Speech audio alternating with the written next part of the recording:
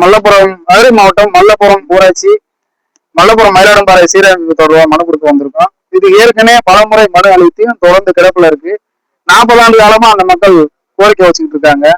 அங்க அந்த வனத்துல 7 கிலோமீட்டர் பாதை இருக்கு. அந்த பாதை என்ன சொல்றாங்க, ஃபாரஸ்ட் வனவிலங்கு சரணாலயம் அப்படின்னு சொல்லி தொடர்ந்து முட்டுக்கட்டை போடுறாங்க.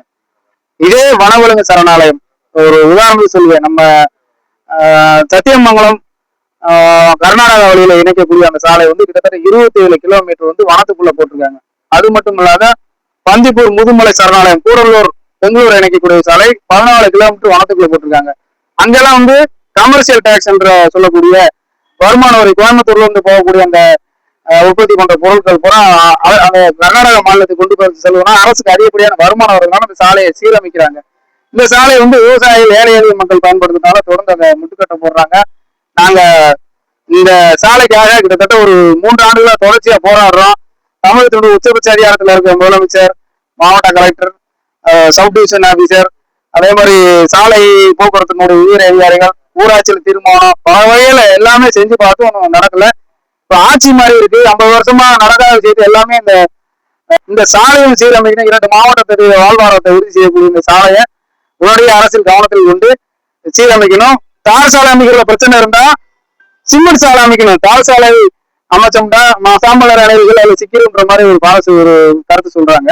அதுக்கு மாற்றா இந்த சாலையை நீங்க சிமெண்ட் சாலை அமைக்கணும். அது மட்டும் இல்லாத 7 கிலோமீட்டர் சாலைக்கு பதிலாக 2 கிலோமீட்டர்லயே கீழே அடிவார பகுதிக்கு வர மாதிரி பழைய கனவா பாதைன்னு சொல்லி இருக்கு. அதுல கூட சாலை அமைக்கிறதுக்கான சாத்தியக்கூறுகள் அரசு ஆராய்ஞ்சு உடனடியாக அந்த சாலை சீரமைக்கணும் மூலம் கேட்டுக்கிறோம். சரி, இதனால எவ்வளவு பேர் பயன்படுவாங்க, எவ்வளவு பேர் சிரமம், எத்தனை மக்கள், எவ்வளவு கிராம மக்கள் சிரமம்? அதாவது நம்ம மலைக்கு மேல தேனி மாவட்டம், மலைக்கு கீழே மதுரை மாவட்டம், மலைக்கு மேல பாத்தீங்கன்னா கிட்டத்தட்ட ஒரு 20 ஊராட்சி, கடமலை மயிலை ஊராட்சி ஒன்றியம் சொல்லி 20 ஊராட்சியில விளைய வைக்கக்கூடிய காய்கறிகள், விவசாய விளைபொருட்கள், முக்கியமா இலவம்பஞ்சு எல்லாமே ராஜபாளையத்துக்கு கொண்டு வராங்க. அதே மாதிரி கீழ்ப்பகுதியில நம்ம ஆட்டு சாணம், இந்த மாதிரி விவசாய விளைபொருட்கள் எல்லாமே போக்குவரத்துக்கு அந்த முக்கியமா அந்த சாலை இருக்கு. 2 மாவட்டத்துடைய வாழ்வாதாரத்துக்கு அந்த சாலை முக்கியமா இருக்கு. அது மட்டும் இல்லாத ஒரு கீழே ஒரு கல்வி நிறுவனம் இருக்கு. அதுல கிட்டத்தட்ட ஒரு 500 குழந்தைகள் அதுல படிக்கிறாங்க. மேல் பகுதியில ஒரு 5 பஸ்ல மினி பஸ்ல பள்ளிக்கூடத்து பேருந்துல போயிட்டு இருக்காங்க. அதுவுமே வர முடியாம சிரமமா இருக்கு. கடந்த சில நாட்கள் பெய்த மழையால ரொம்ப பயன்படுத்தக்கூடிய அறுவடையற்ற ஒரு நிலையில தான் அந்த சாலை இருக்கு. உடனடியாக அரசு கவனத்தில் கொண்டு இந்த சாலையை சீரமைக்கணும். ஆட்சி மாதிரி இருக்கு. புதுசா ஒருத்தர் ஆட்சிக்கு வந்திருக்காரு.